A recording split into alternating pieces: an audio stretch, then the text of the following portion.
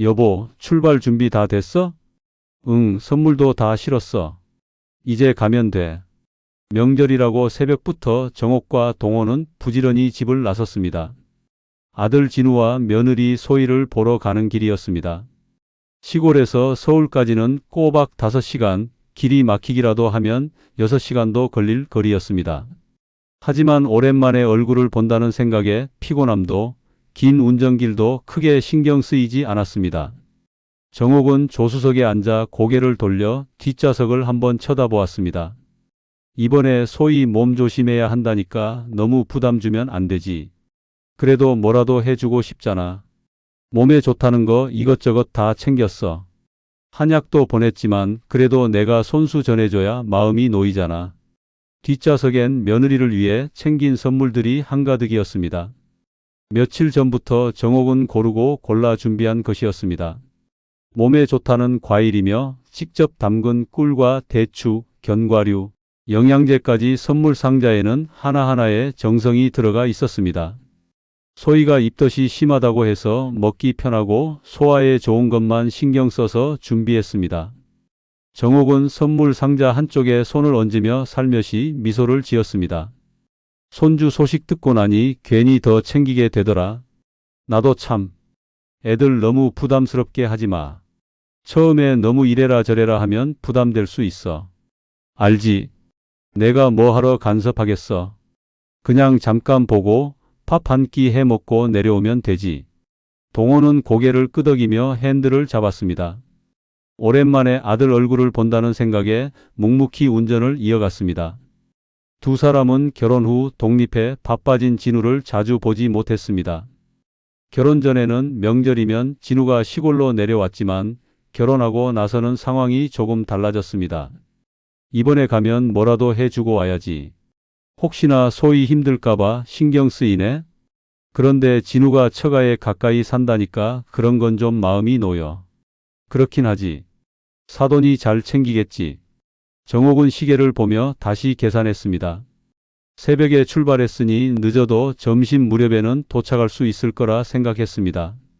내려갈 때는 항상 걔네가 힘들게 오니까 이번엔 우리가 올라가는 게 낫다 싶었어. 잘 생각했어. 진우도 바쁜데 우리가 먼저 움직이는 게 나아. 창밖으로는 서서히 날이 밝고 있었습니다. 정옥은 창가에 기대어 지나가는 풍경을 바라보았습니다. 산과 들, 이른 아침의 고요한 풍경이 마치 시간을 되돌려 놓은 듯 했습니다. 어릴 땐 진우도 차만 타면 졸고 그랬는데.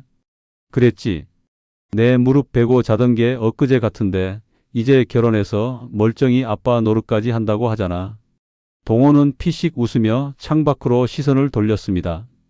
두 사람의 대화는 자연스레 과거로 흐르고 있었습니다.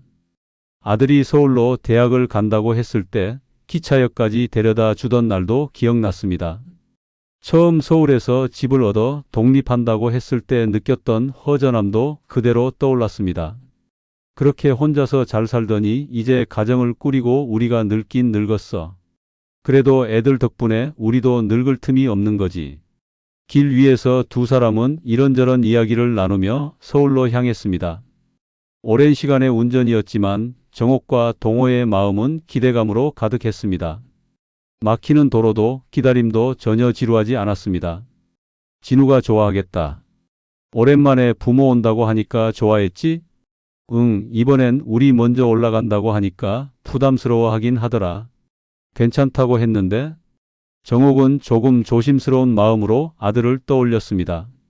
언제부터인가 명절에도 부모를 먼저 챙기기보다 처가의 사정을 먼저 배려하는 모습을 보였던 진우였습니다. 하지만 그게 이해되지 않는 것도 아니었습니다. 결혼하면 처가도 진우에게는 또 다른 가족이니까요. 그래도 이번엔 손주 소식도 들었겠다. 얼굴 보고 와야지. 그럼 한번 다녀오면 또 한동안 못 볼지도 몰라. 정옥은 다시 한번 뒤를 돌아보았습니다. 그렇게 가득 채워진 선물들과 함께 정성 가득한 마음을 싣고 두 사람은 서울을 향해 나아가고 있었습니다. 서울이 가까워질 즈음 진우에게서 전화가 왔습니다. 엄마, 어디쯤이에요? 거의 다 왔다. 이제 1시간 남짓 남았어. 정옥은 목소리에 힘이 들어갔습니다. 서울까지의 먼 길이 힘들어도 아들 얼굴을 볼 생각에 여기까지 온 건데 진우의 전화를 받으니 반가운 마음부터 들었습니다. 그런데 진우의 목소리가 평소와 달랐습니다. 어딘가 주저하는 듯 했습니다. 아, 엄마, 어떡하죠? 다시 돌아가셔야 할 것 같아요. 순간 정옥은 말을 잇지 못했습니다. 무슨 말을 하는 건지 이해가 가지 않았습니다. 뭐? 갑자기 왜? 장모님이 몸이 안 좋으셔서 병원에 가봐야 할 것 같아요. 죄송해요. 정옥의 눈이 크게 떠졌습니다. 순간 핸드폰을 쥔 손이 굳었습니다. 조수석에 앉아있던 정옥은 멍하니 남편을 쳐다보았습니다. 동호도 상황을 눈치챈 듯 핸들을 잡은 손에 힘이 들어갔습니다. 진우야, 우리가 어디까지 왔는지 아니? 차를 돌리라고? 죄송해요. 저희가 다음 주에 내려갈게요. 정말 죄송해요. 정옥은 잠시 말이 없었습니다. 마음이 복잡해졌습니다. 새벽부터 출발해서 아직 끝나지 않은 긴 운전이 눈앞에 아른거렸습니다. 차를 돌려 집으로 가라는 게 도대체 말이 되는 일인지 순간 생각이 멈춰버렸습니다. 동호가 끝내 한숨을 내쉬며 입을 열었습니다. 진우야, 장모님이 아프시다니까 병원에 가봐야 하는 건 알겠다만 그래도 이렇게 멀리 올라왔는데 얼굴도 못 보고 돌아가란 게 말이 돼? 진우의 목소리가 작아졌습니다. 아빠, 마음 불편하게 왜 그러세요? 저도 어쩔 수 없잖아요. 장모님이 갑자기 그러신 걸 어떡해요? 동호는 핸들을 꽉 잡고 있던 손을 떼고는 깊은 한숨을 내쉬었습니다. 정옥도 목이 메었습니다. 진우야, 내 아버지가 운전한 시간이 몇 시간인지 아니? 이제 겨우 1시간 남았다고. 얼굴도 못 보고 돌아가라니 그게 말이 되냐? 정옥은 수화기를 꼭 붙잡고 떨리는 목소리로 말을 이었습니다. 진우야, 우리가 얼굴도 못 보고 간다고 하면 너희도 마음이 불편할 거 아니냐? 장모님은 병원에 모시고 가더라도 우리 조금만 기다리면 안 되겠니? 선물이라도 두고 가고 싶어서 그래. 정옥의 목소리는 어느새 떨리기 시작했습니다. 하지만 돌아온 아들의 대답은 단호했습니다. 그럴 필요 없어요, 엄마. 선물은 다음 주에 저희가 내려가서 받으면 되니까요. 지금 상황이 이래서요. 순간 동호가 다시 핸들을 꽉 쥐며 정색했습니다. 진우야, 이게 지금 맞는 말이냐? 내 부모가 새벽부터 밥도 못 먹고 여기까지 올라왔는데 선물이고 뭐고 얼굴도 안 보고 돌아가라는 게 말이 되냐고. 아빠, 저도 어쩔 수 없다니까요. 장모님이 아프시다니까 병원에 가야 해요. 저희도 상황이 급해요. 정옥은 남편을 말리려 했지만 동호의 화난 목소리가 계속 이어졌습니다. 어디가 그렇게 급한 병이냐?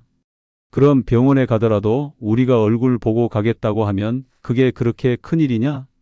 아들의 목소리에는 이미 짜증이 섞여 있었습니다.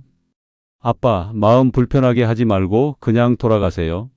저희가 다음에 내려갈게요. 전화를 끄는 정옥은 차창 밖을 멍하게 바라보았습니다. 도로는 여전히 차들로 가득했고 서울까지의 길은 여전히 막혀 있었습니다. 동호도 화가 나서 더는 말을 잇지 못하고 고개만 끄덕였습니다. 정옥은 뒷좌석을 돌아보았습니다. 고이 싸놓은 선물들이 보였습니다. 밤새 준비한 영양제, 과일, 손주를 위한 작은 선물들까지 모두 그대로였습니다. 여보, 이게 말이 돼? 우리가 이렇게 올라와서도 돌아가라고 하면. 됐어. 그냥 가자. 더 말해 뭐해. 동호의 목소리에는 지친 기색이 역력했습니다. 정옥도 더 이상 아무 말도 할 수 없었습니다. 다시 돌아가는 길은 처음 올라올 때보다도 더 길고 막막하게 느껴졌습니다. 정옥과 동호는 집에 돌아왔습니다. 차에서 내리자마자 두 사람은 말없이 짐을 꺼내 들고 현관으로 향했습니다.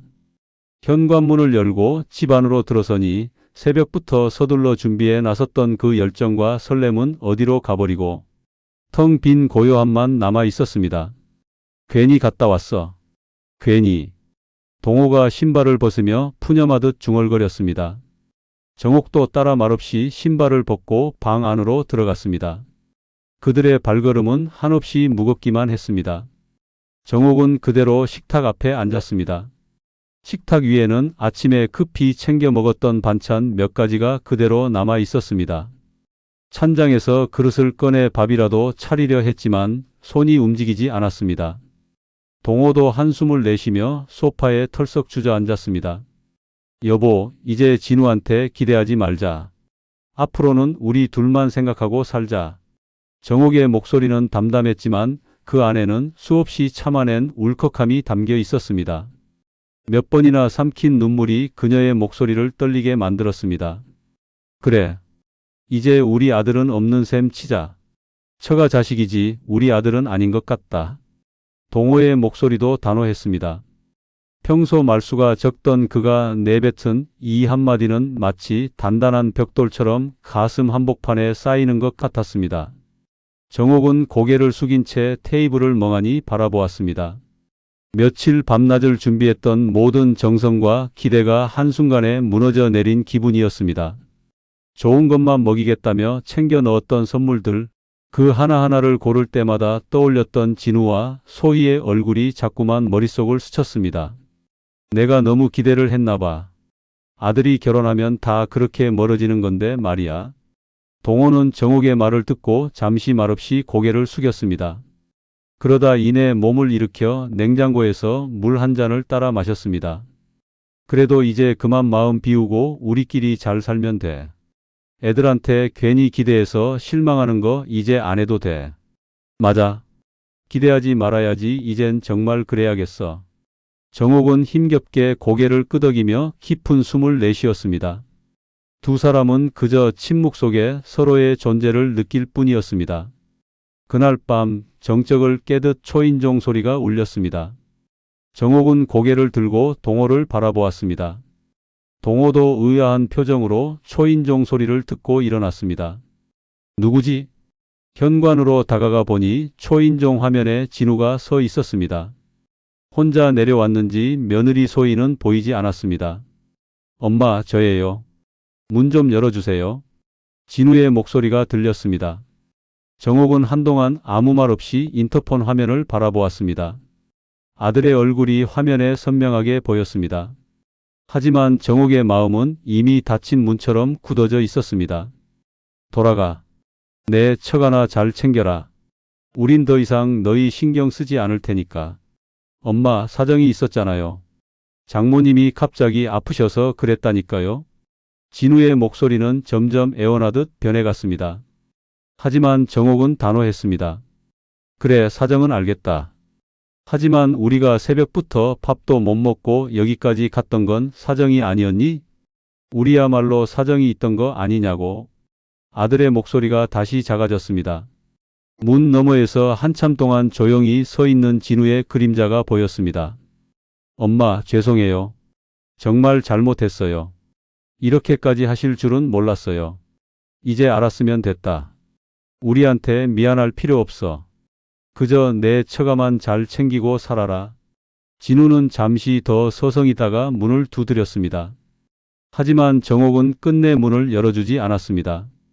동호 역시 가만히 서서 창밖을 내다보며 말없이 아들의 뒷모습을 지켜보았습니다. 다음 날 아침 정옥은 동호에게 조용히 말을 꺼냈습니다. 여보, 우리도 이제 우리 인생을 좀 챙기자. 다음 주말에 어디 좀 다녀올까? 그래. 제주도라도 갔다 오자. 늘 애들 챙기느라 우리를 못 챙겼잖아. 이젠 우리끼리만 생각하면서 살자. 더 이상 서운해하지도 말고 기대도 하지 말자. 정옥은 조용히 창밖을 바라보았습니다. 새벽의 쌀쌀한 공기가 창문을 타고 스며들어왔습니다. 여전히 마음 한구석은 허전했지만 이제는 스스로를 지켜야 한다는 생각이 들었습니다. 동호는 그런 정옥을 보며 고개를 끄덕였습니다. 당신 말이 맞아.